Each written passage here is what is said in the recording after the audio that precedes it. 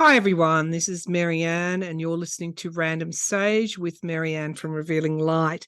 Oh dear, what a week. It's been an interesting week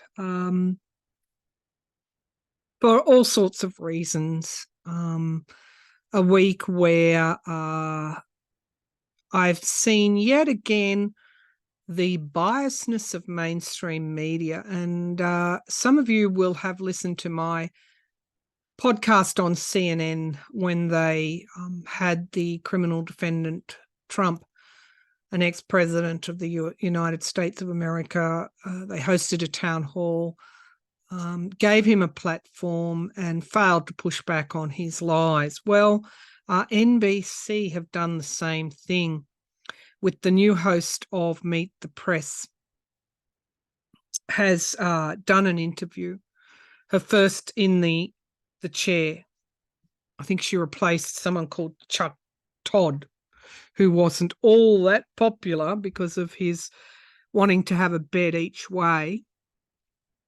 But the new host, Welcher, I can't remember her first name, has given what I would say to someone like me, where as you know, I cut my teeth as a journalist and an investigative journalist at that. And a part of my role was to ask the hard questions and to push back on those in power who were lying. Well, Trump is the leading Republican candidate. He holds sway over the MAGA Republicans in a way that we haven't seen. A despot, a vengeful, vindictive despot. We haven't seen this, not in my lifetime. I haven't seen this, no. What is occurring in in America, where someone who leads an attempted coup, which ultimately failed, is on multiple criminal indictments, yet a hardcore base of the Republican Party in America keeps supporting him. You know, I guess we can all be shocked and outraged by what's going on. But it is so predictable. Back to Welch's interview, like the CNN town hall, I actually think that Caitlin Collins at CNN did a lot better pushing back on criminal defendant Trump than Welcher did. She basically sat there silently as he espoused lie after lie after lie after lie. There was no pushback altogether. I then switched over to see Nicole Wallace again on MSNBC, which is like a sister company to NBC or part of NBC, who actually just lost it and said, do the Republicans understand what is going to happen in 2024? That where is America headed? It's going to be ugly. It's going to be really predictable. You can see down the line what could happen if criminal defendant Trump gets the Republican nomination and stands for president. Well, basically on Welch's program is that he would pardon himself of all his crimes. Welcher, no pushback at all. Why on earth would NBC do that? Well, I'll tell you why. They are looking for viewers. It's quite simple. So many aspects of not just what is happening in America, and I keep saying this, it's happening in a lot of Western countries. I noticed that the EU was coming down on Italy for its extremists in relation to asylum seekers and immigration. It's happening everywhere. Modi in India still buying from Russia, from Putin, keeping Putin's petrol and gas sales afloat, and the West turning a blind eye because India is the new China in terms of its manufacturing strength. And of course, why? Because India's got a huge population. A lot of India's population lives in poverty, and of course that makes for cheap labour. But anyway, the West turns a blind eye. And at the G20 summit, we had a very lukewarm statement condemning Russia's invasion. It didn't even mention Russia by name. It basically said what the public relations spin doctors do. It said we uphold the sovereignty of all countries. What a weak, pathetic statement on the invasion of Ukraine. Anyway, that was in Modi's India that the G20 met. Back to Welcher, the host of NBC's Meet the Press. No pushback at all. Why do they do this? Why do they do this? I predicted CNN Chris Lichter would get sacked, and he did. Took a while, but he did, and I think I said that. But he will get sacked, and he did. Welcher, well, she's not going anywhere unless the viewers push back. I immediately unsubscribed on YouTube from NBC, and I'd suggest all my readers, if they want to, if they feel as strongly as me, do the same. While you're at it, tell people why you're unsubscribing. So why did they do it? They did it to garner views, because mainstream media is largely becoming, well, they're fighting for survival, fighting for relevancy as well. Their viewership is decreasing, and there is a rise of alternative media. There's basically more choice. If I don't want to listen to that pathetic, whining, criminal, indicted ex-president of the USA, I don't have to. I can go to a channel that will actually give me something more in line with my values. So NBC, like CNN, is playing both ends against the middle. They are looking for commitment from their viewer and their subscribers, because that's what gets them to stay. It's a commitment. How are commitments formed? They can form because of belief, emotions, commitments. Beliefs and values. My values are the same as yours.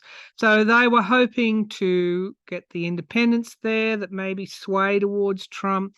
They were certainly hoping to get the MAGAs there. And indeed they would have. What would they have done to their viewers that can't stand the sight, if I can put it like that, of the criminal indicted ex-president? Well, get them so angry that they would tune back in to see the next installment. And that's the other thing that is happening in the media, is this constant quoting of the ex-president, constant quoting of his words, constant showing of the footage.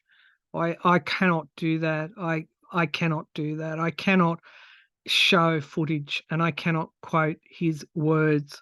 All I can do is just look at when and where and how and why we're going to move on from this tawdry tale and chapter in our political histories, our common political histories, because it's not just confined to one country. It is a phenomena of social media and a phenomena of our times. It's in astrology perspective, astrological perspective, the end of the Pluto and Capricorn era and the movement of Pluto into Aquarius. And what is underpinning that movement is truth to power, truth and corruption, corruption being exposed via the truth. So what should the mainstream media be doing as they're looking for relevancy? Well, it's somewhere along the line. I'm not sure of the situation in other countries, including America, but in Australia, the mainstream media served originally to inform, served as a plank of democracy. We call them the fourth estate, meaning we have government, we have the courts, and we have the media as part of our democracy. And so mainstream media there was legislation to benefit them in Australia. In America, I think they're part of your cable network, meaning, again, they go out to inform. That's their role, to inform fairly and squarely and ethically. In Australia, they received monopolies basically through changes in mediaship ownership, changes in mediaship ownership laws. Cross-media ownership laws were basically wiped out by governments to enable big monopolies like the Murdoch media empire to form. They got an inside track. Why did they get an inside track? Well, originally they were part of democracy, a plank of democracy. However, over the years, they became corrupted by the government in power, because media companies, apart from not-for-profit, media companies answer to their board. They answer to the bottom line. They answer to the profits or not that they generate. Media is a business.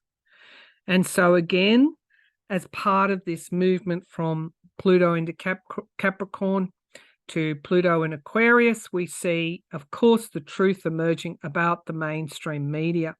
And in America, and indeed Australia, it is so visibly corrupt. So will they become irrelevant? Because Pluto into Aquarius has aspects of social media and choice and the collective and the people's choice.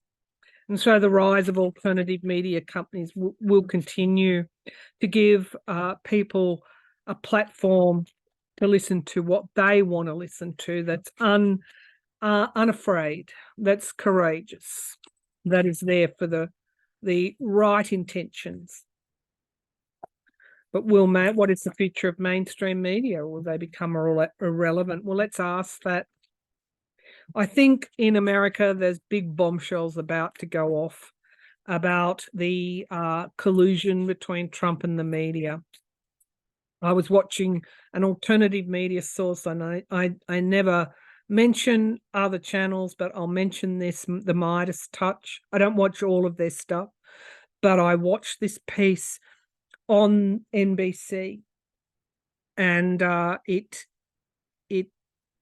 stirred a little bit of outrage, well, a lot of outrage, because part of the piece, the Midas Touch piece, was that multiple media outlets dined with the Trump campaign a month before Trump appeared on Meet the Press, Welch's new program, Meet the Press. Well, it's an old program, but she's the new anchor. NBC, Meet the Press. They all dined with the Trump campaign at a 4-star restaurant. So collusion between the mainstream media and a criminal defendant who was part of a failed coup as president, dereliction of duty. The truth is emerging.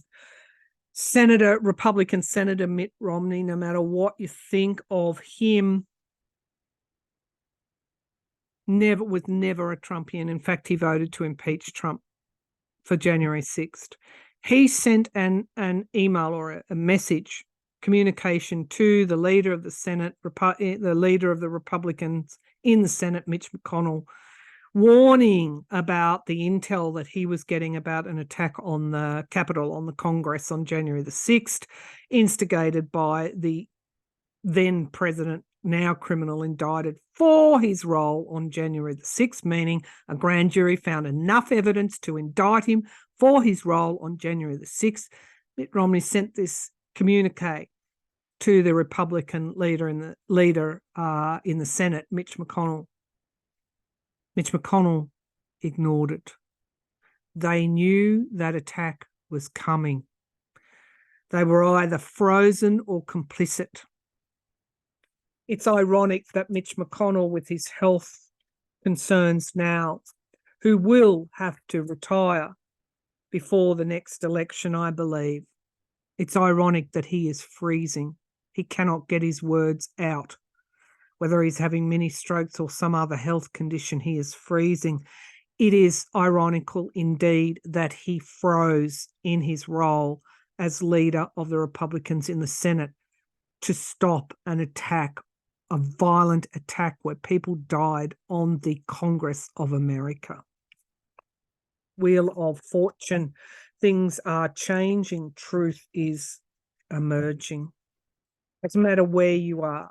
or what you're doing. Truth is emerging. All right, let's have a look at the future of the mainstream media. And again, I say in Australia, the mainstream media, it's a travesty. Continue to put the no campaign for the voice referendum on their screens. Pay scant regard to the yes campaign.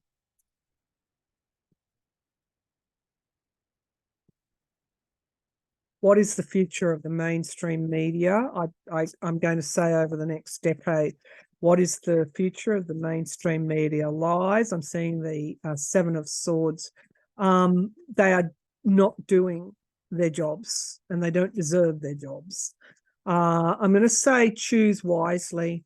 I don't know what you would call. Is it legacy media, CNN, Fox, of course. Murdoch's stable. Choose your media consumption wisely, because they are not doing what they're trained to do. They're ignoring their training. Okay, so show me the future of the mainstream media. Okay, so we have the 10 of Cups. You know, it's an irrelevancy. Voters can see the truth. They don't need to be told, even though you think there's an element of the sheep following the sheep. But by and large, voters are underrated in their acumen. We get the 10 of Cups, families, voters, and then we get 9 of Pentacles, consistency and reliability. Viewers will reward those networks that stay true to those journalistic standards. We get the Devil here at the foundation of the reading. Greed, profits above everything else, and more so, pardon me, it's almost like an addiction to toxicity. Wherever the next negative headline is originating from, they're on it. It kind of like, it fuels a toxic cycle that we're all in one way or another bathing in. We get the Empress card in the past, abundance. Their day of abundance is done. What's in the sky, they will continue to follow the dollar, because they have to justify themselves to their shareholders. We get justice here. The truth is emerging. This is a karmic card. In the immediate future, those who are not upholding the truth, there's a karmic aspect to this. We think we can do things and get away with them. We think there are no consequences for our actions. Every day in real time there are, and it's called karma. We get the past in the environment now. It's like a legacy of the past and wish fulfillment. It's like they want to go back to the past, but they can't, because they're still stuck in that toxic cycle. This will take a huge reinvention. We have the Two of Pentacles. Not all will survive. Not all will survive this reinvention. Juggling in the hopes and fears. Again, juggling with the money, the profits, the viewership, the competition from social media, from alternative media sources. And the outcome, we get the Wheel of Fortune. There will be wholesale change if they want to survive. We also get the High Priestess, secrets coming to the surface. It's a very karmic reading. It's like they are, as I said before, part of this Pluto into Aquarius transition. Media and their role in relation to the ex-president. There are many secrets there that are still yet to emerge. The day isn't done yet. It's a long day for the mainstream media, where they've been complicit with criminal Trump, and they're going to have to reinvent with that Seven of Pentacles. And there are going to be, when this is all said and done, when this tawdry period is finished with, there are going to be enactment of new media laws. Wait for it. It's coming. Those that were complicit again, I go back to the boundary. The boundaries, the necessary boundaries in a democracy, whether it's a republic or a commonwealth, Westminster style of government, we are all functioning in a democratic system. And the media must be at arm's length from the government or the opposition or big business, whichever way you look at it. We get the Hierophant. It's going to the courts ultimately. These new laws are going to be enacted to pull the media back from the idea that all media, including the American Broadcasting Corporation, the government-funded media, attended that dinner in that 4-star restaurant, according to Midas Touch. CNN, NBC, ABC, all at the Trump campaign dinner, which was paid for, I guess, hosted by the Trump campaign. Not sure about paid for, but they were there. They were wining and dining with the Trump campaign. Remember, this is a criminally indicted president before the law, ex-president before the law, multiple jurisdictions, through multiple grand juries for high crimes and misdemeanors, if you want to put it that way.